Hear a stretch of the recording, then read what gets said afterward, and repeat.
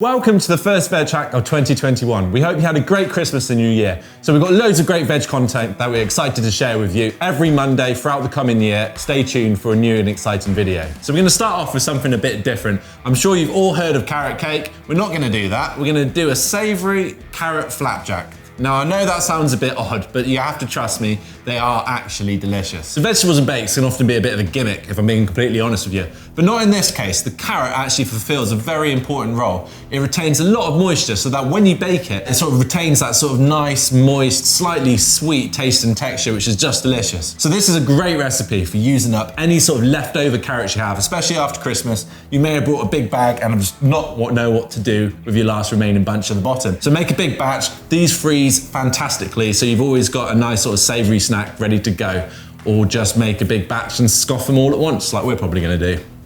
So a lot of carrots that you get, especially the ones you buy in the supermarkets, don't taste anything. They're actually utter rubbish. They've just been grown to be hardy during transport, and no one really cares what they taste like, which is a weird concept if you're a farmer. You're growing something and you're not tasting it. But that's not the same here at Riverford. These carrots, on the other hand, are completely different. They're grown specifically because they taste delicious. They're grown just up the road from our farm, which is down here in Devon, so they don't have far to travel from the farm to the pack house, so they can go out in the vegetable boxes in the best possible condition. So I've grated my carrot, mixed it with grated cheese and some rolled oats. I've used an egg which I beat just to bind it all together, added some dried herbs, some oregano, some rosemary and some thyme. You can use whatever you want really. Put it in a baking tray, ready for the oven, put a little bit of butter on top and it'll come out beautiful.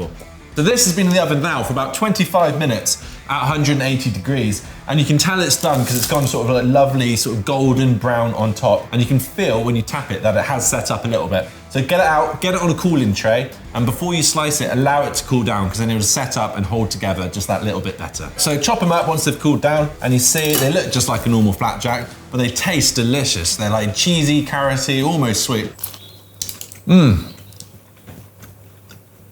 They're really good. Moorish, aren't they? They're lovely. They're really like, you can just eat a whole tray of them. You can eat it all.